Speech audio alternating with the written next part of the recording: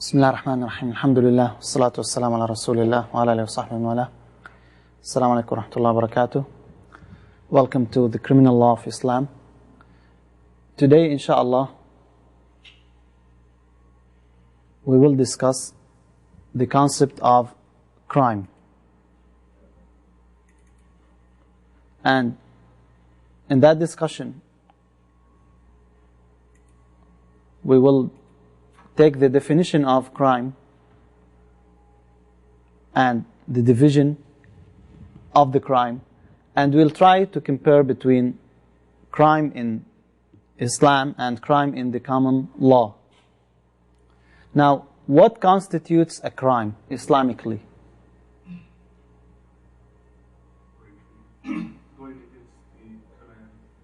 Going against the commands of Allah subhanahu wa ta'ala. This is a crime.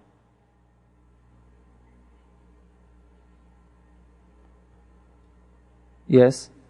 Going against the commands of Allah, that is within people themselves, between people. Between people themselves.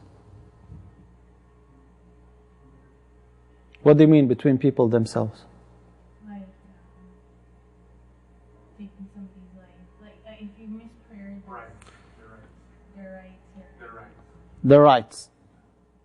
Or the general law of the land, like... General law of the land. like breaking... Okay, so there is no crime between an individual and Allah subhanahu wa ta'ala. It's a different type. Different type of what? It's a sin. So what is sin and what is crime? Because when you say between people, when someone looks at a woman and she doesn't know, is that a crime or a sin? What is a sin and what is a crime?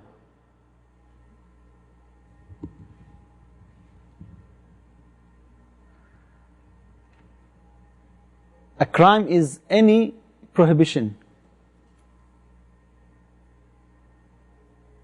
that is imposed by Allah subhanahu wa ta'ala or the Shari'ah, whose violation or infringement entails punishment. That is what crime is all about. A violation that necessitates punishment. What about a sin? Isn't there a punishment for a sin? That's in the hereafter. In the hereafter, exactly. We're talking about this life. Any sin that generates a punishment in this life, this is a crime. While prohibition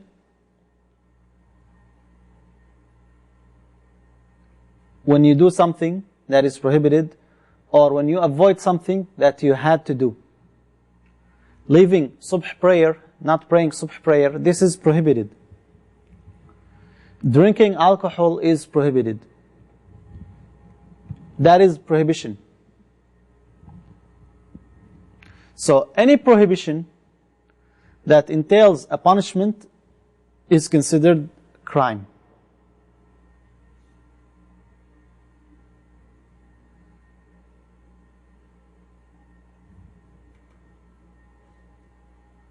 Is that clear? Now, in the terms of fuqaha, they use the term jinayah. Jinayah, and the plural is jinayat. Jinayat. What's the meaning of jinayah? They use the term jinayah when the act is against someone, whether it caused the death of that person, the murder of that person, or the injury of that person. So it involves the loss of life, limbs, or physical violence. That is the jinayah.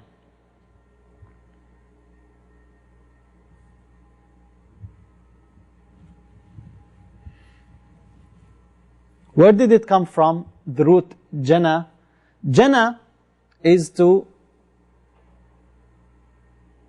accumulate or incur or to grasp.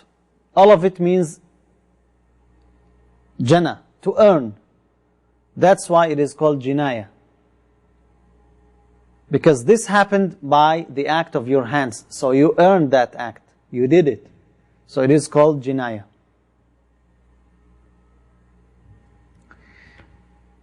Some jurists, they restricted the term jinayat only to the crime that are punishable by hudud or qisas.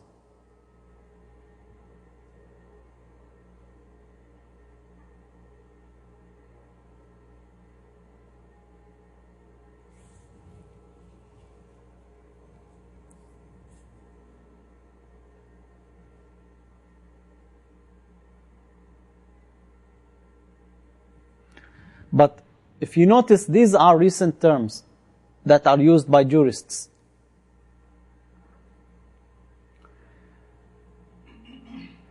The defendant is called Jani or Al-Muttaham. Muttaham is defendant. Al-Jani is the one who did the act. Now, according to Shari'ah, every offense is jinayah, is crime. Every sin that necessitates a punishment, worldly punishment, is jinayah. We don't have this distinction. But in the current law, we have this distinction. Like when they say misdemeanor and felony. What's the difference between felony and misdemeanor?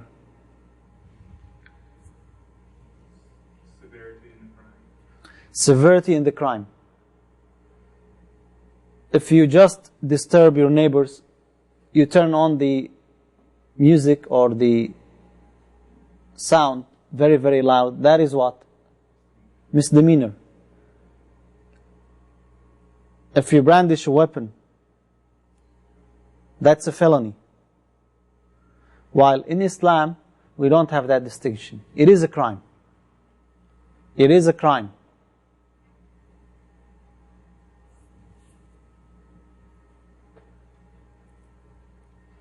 Now, why we consider this a crime? In Islam, crime are the ones that harm the community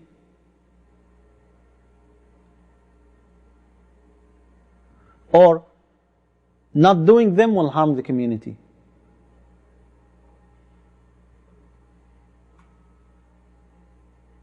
And if you look at that concept of crime in Islam, you see how beautiful is our religion. Now, if you commit shirk, is that a crime or a sin?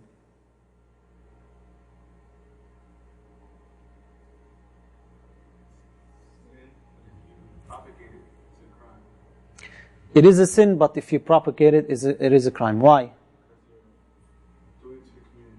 Exactly. See, that's very, very beautiful thing about Islam.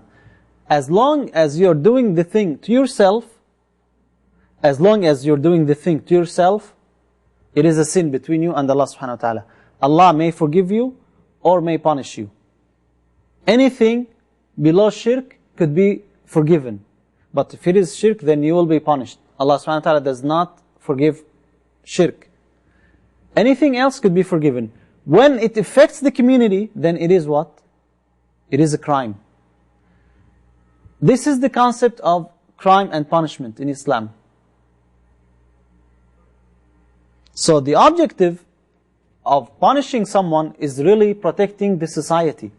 Islam is very, very flexible in that aspect. And the religion is very liberal, actually. You have to be proud that this is the concept of crime in our religion. That whenever it affects the community, then it is a crime. Someone committed adultery. He is married and he committed adultery with a woman. What is his punishment?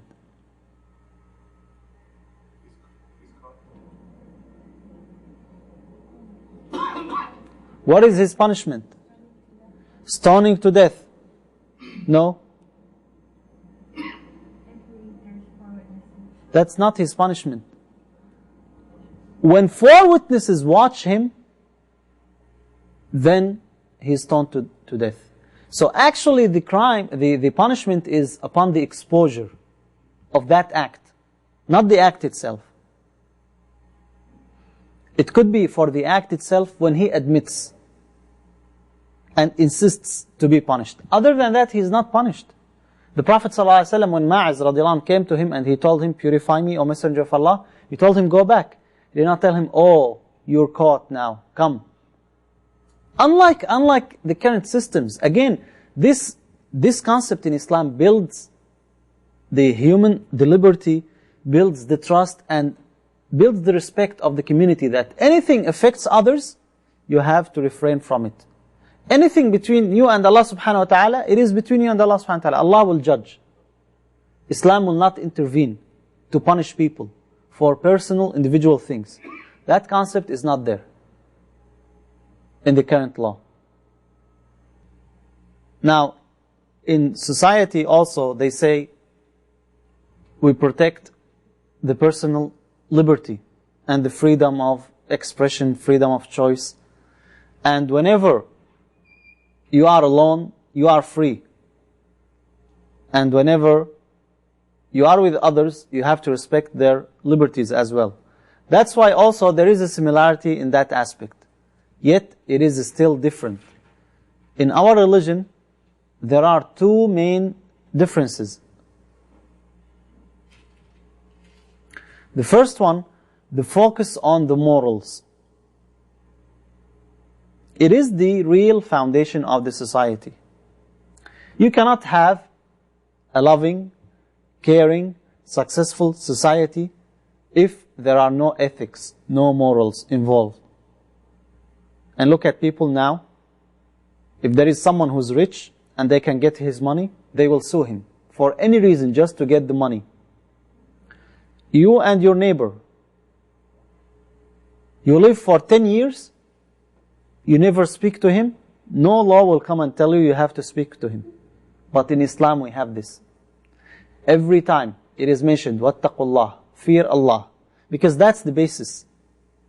So the concept of morality is not involved. There is no focus on that. Now the second thing, which is very, very important, who is the source for punishments in Islam, for laws, for everything? Allah subhanahu wa ta'ala. What will happen when you know that this is your punishment, and this punishment was imposed by Allah, not by the Khalifa, not by the elected official, not by the follower of that group, it is by Allah subhanahu wa ta'ala. What will happen to you?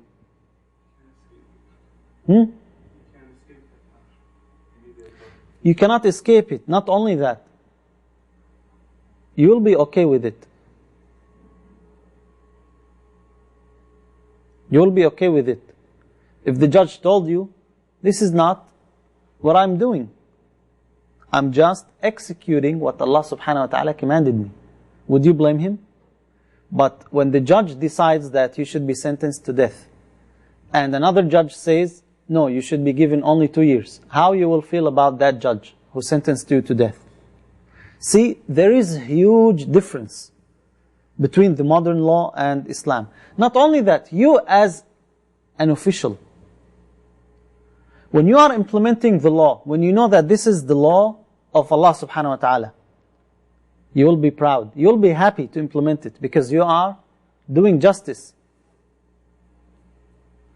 While the people, the officials, they are doing the law while they themselves don't believe in it. So, these are very important differences. Now, what are the consequences for that? First, the continuation and the permanence of the Shari'ah laws.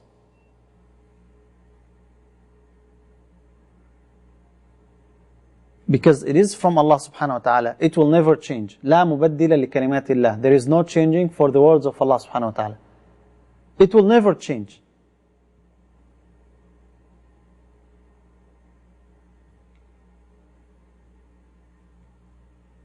Second thing, respecting the laws of Islam. Again, they came from Allah subhanahu wa ta'ala. It is not from me, it is not from the president, it is not from the government, it is from Allah subhanahu wa ta'ala. So, me and you, we share the same values. We have the same respect. And that is totally different between Islam and the current law.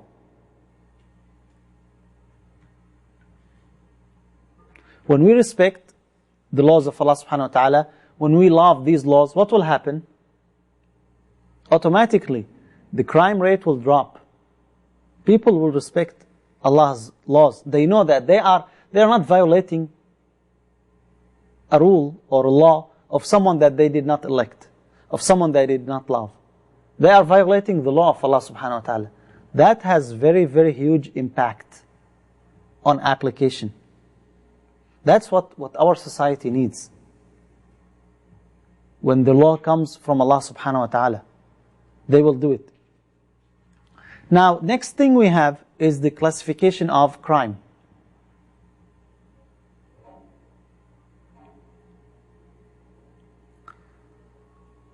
We said that crime is only one type.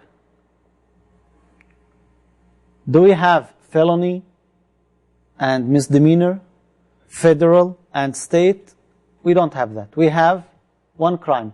However, there are different categorizations of crime based on the volume or the impact or the mildness of crime. We have hudud. What's the meaning of had?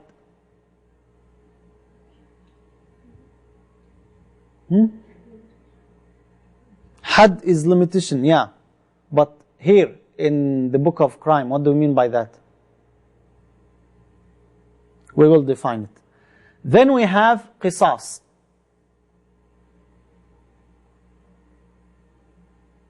And hudud, we have 7 crimes in hudud. In qisas, we have 5 crimes. Then we have ta'zir. What is ta'zir? When the judge chooses, like his discretion. When the judge chooses his discretion. His discretion to choose a punishment. What do you call that? The judge, in his discretion, chose to execute the defendant. Is that ta'zir?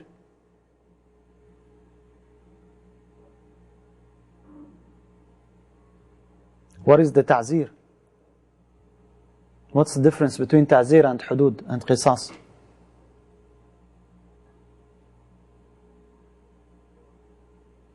Ta'zir is the punishment that is not imposed by Allah or the Prophet ﷺ, and its estimation is left to the Muslim ruler or judge. That is the ta'zir, the unspecified punishment. And that's why, do we have specific amount of ta'zirat? The answer is no. Why? Because every day people will have new things. First of all, hudud. A had is a punishment imposed by Allah subhanahu wa ta'ala. That is the had.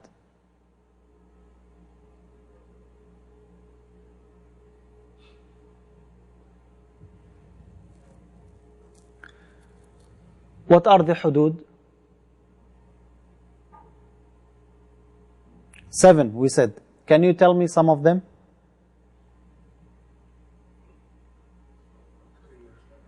The specific punishment that comes from Allah subhanahu wa ta'ala. Cutting off the hand.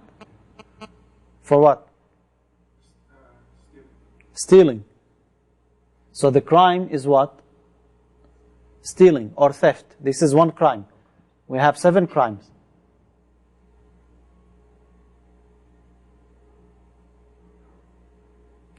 Zina. Good. Another crime. What's the punishment of zina? Stoning to death. What if he's not married or she's not married? 100 lashes. So it is not, that's why we're not discussing the punishments now. We're discussing the crime itself. Zina. We have theft, we have zina, which is called adultery. Qadhf. What is qadhf? Qadhf literally means throwing. That is qadhf. When you throw something, this is qadhf. But technically, accusing someone falsely or the false allegation of zina. Although it may be true by itself, but you are unable to prove it, it is called false.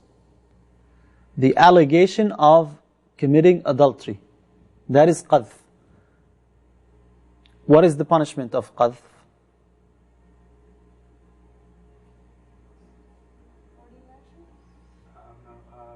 Not to take their That is one of the consequences, but the punishment. Until now you don't know? Third year. Drinking. Good. 80 lashes. Good. So we have adultery, qadhf, drinking, theft, bloodshed.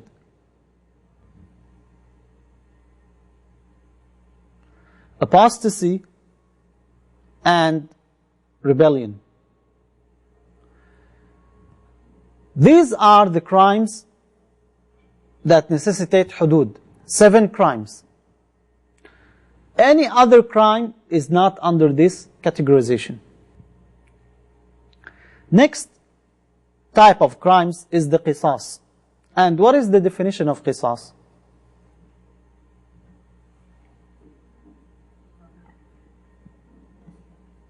Qisas is the equal punishment. Equal punishment. And the fuqaha in principle, they use it for the capital punishment, usually.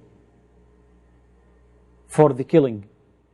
We said 5, there is 5 crimes that necessitate qisas. First, deliberate killing.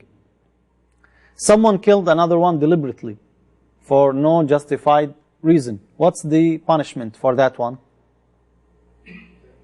Killing. The second one that necessitates qisas, the suspected deliberate killing, or what we call shibh al-amd. The first one, deliberate, is amd, on purpose. Second one, suspected.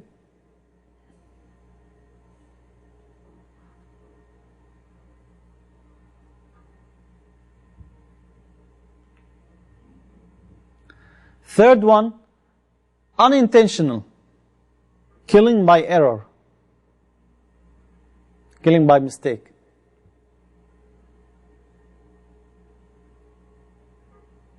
Fourth one, intentional injury.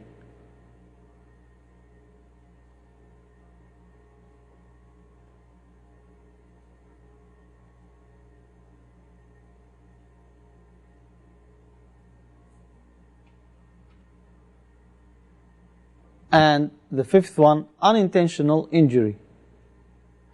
Those are the 5 crimes that necessitate qisas. And the qisas is different based on each one of them.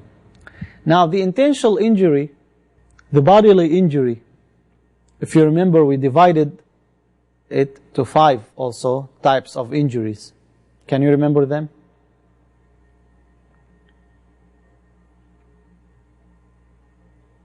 You forgot.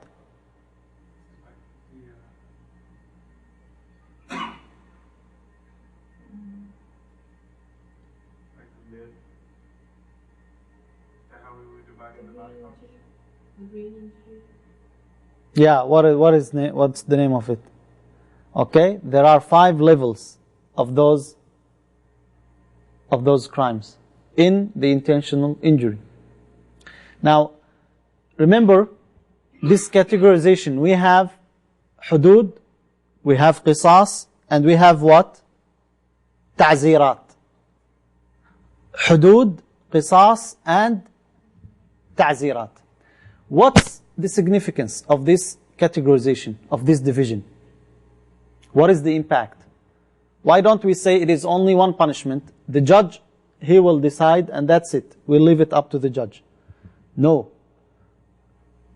First of all, can the judge forgive someone who committed adultery and say, go, this time I forgive you? No. In case of hudud, the judge has no authority. The head of state has no authority whatsoever to pardon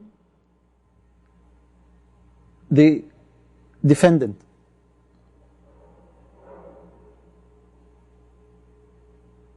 Why? This punishment came from Allah subhanahu wa ta'ala. Now this is again very, very beautiful thing. Something that you will not have in the modern law. In the modern law, a presidential pardon will forgive you. Right? In Islam we don't have this. These are violations against the right of Allah subhanahu wa ta'ala. So even the head of the state, he cannot avail you from this punishment.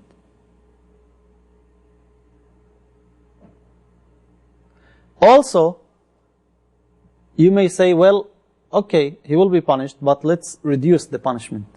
That's also not a factor here.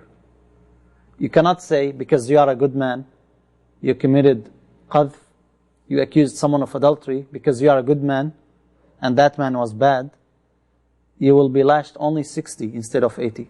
This cannot happen. It has to be 80. This is one important thing. Second thing, if there were some circumstances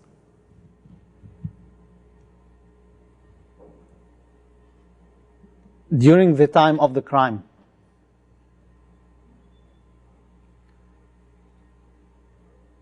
like what? Someone says, well, I was unable to control myself, and I saw this lady, and she was very beautiful, irresistible, and that's what I did. Would the judge say, you know what, maybe because of that, you are forgiven? No. That is not a factor. In case of hudud. But in case of qisas, someone did injure another one by mistake. Then it is up to the judge to determine to fulfill the full punishment or a lesser punishment. In case of qisas, someone killed a man. The family of that man forgave the person. Would he be forgiven or no? Yes, although he committed what? Capital murder. In our law nowadays, would he be forgiven? Even if the entire family came and said we forgive him? No. See, there is difference. Because Allah subhanahu wa ta'ala, whatever His right, you cannot forgive the person. Whatever was against people, it is between people. They forgive themselves if they want, or they punish if they want. They ask for the retaliation. And that's very important. In our system nowadays, we don't have this. We don't have this. Then, the establishment of crime.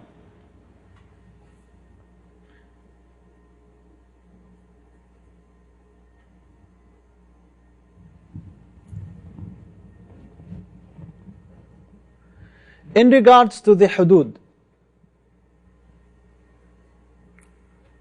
how do you establish the crime?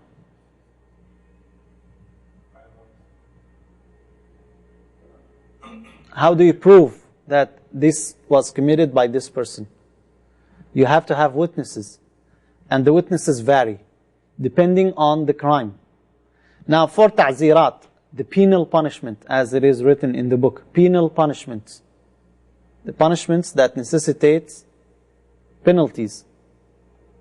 What is required? How many witnesses for ta'zir? One. While for other, like for hudud, for adultery, how many? 4. 3, would they be enough? No. So all these are factors. But in the current law, do we have this categorization? Do we have these divisions? No. We have felony, we have misdemeanor, and so on and so forth. Another categorization is based on the intention. The Prophet ﷺ said, إِنَّمَا الْأَعْمَالُ بِالنِّيَّاتِ. Actions are rewarded or punished based on the intentions. We have intentional crime and we have unintentional crime.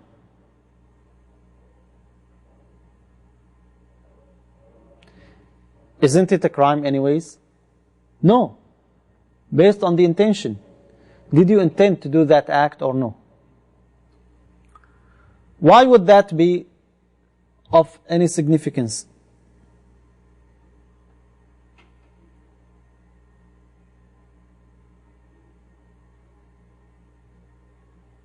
The intentional crime shows that the criminal intended this act. So if there is punishment and that punishment could be reduced, it should not be reduced here. While the unintentional, there has to be the circumstances that will lighten or even erase or remove the punishment. And actually in that category in particular, the Shari'ah and the current law are very, very similar. They are very close.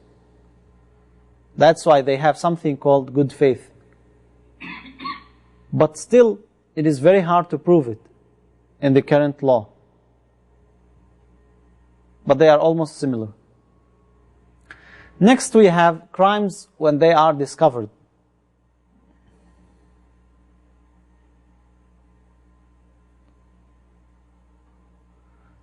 And again we have two categories. Crimes found at the time of their commitment.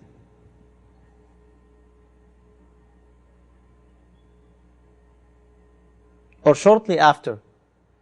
Meaning that you don't doubt that this is the one who did the crime.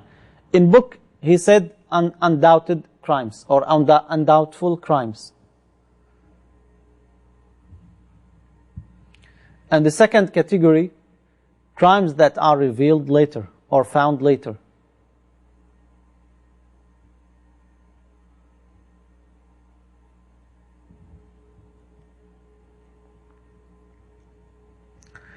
And then we have very, very important categorization, positive and negative crimes.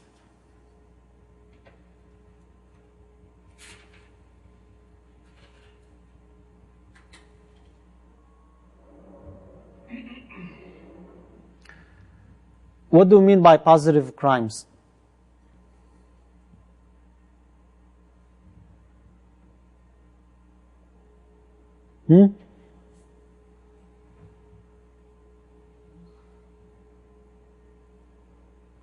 Positive crimes, when you violate something, that is what we call positive. Like what? You kill someone. You did that act. If you refrained, this crime would not have happened. The negative crimes are what you were supposed to do and you did not.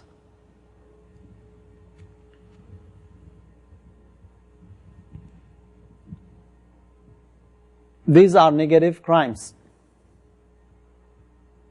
You are enlisted in going to that battle, or you are enlisted to do this and you refused. Refraining from doing what is obligatory.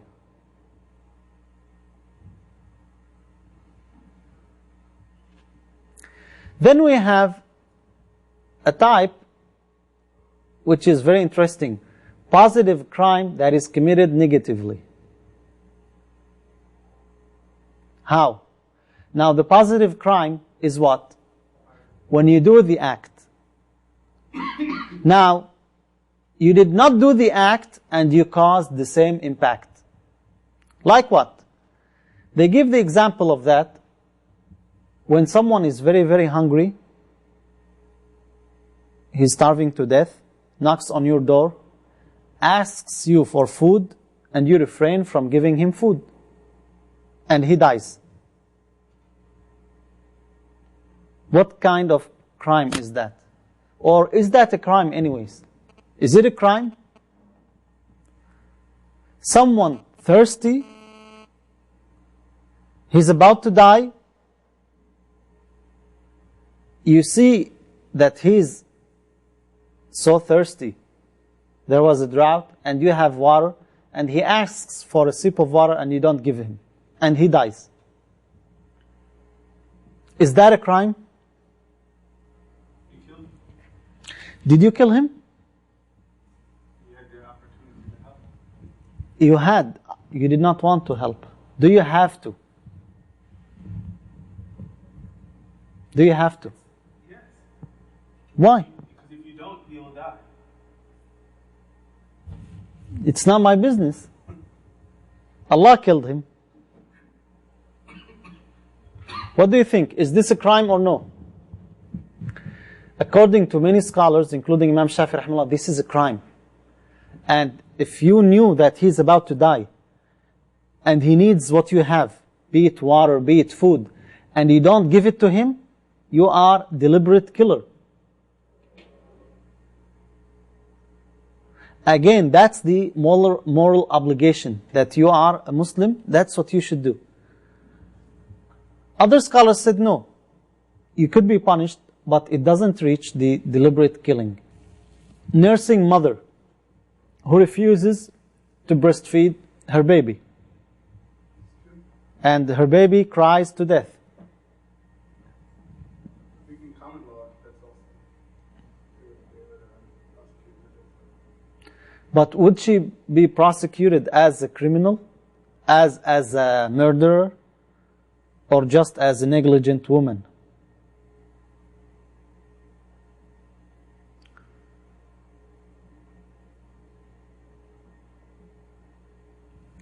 Here comes also the obligation of the society.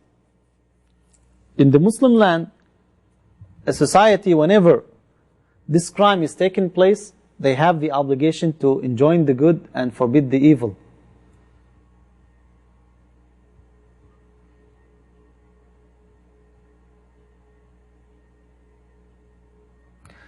Like this woman, she has to be forced, by force.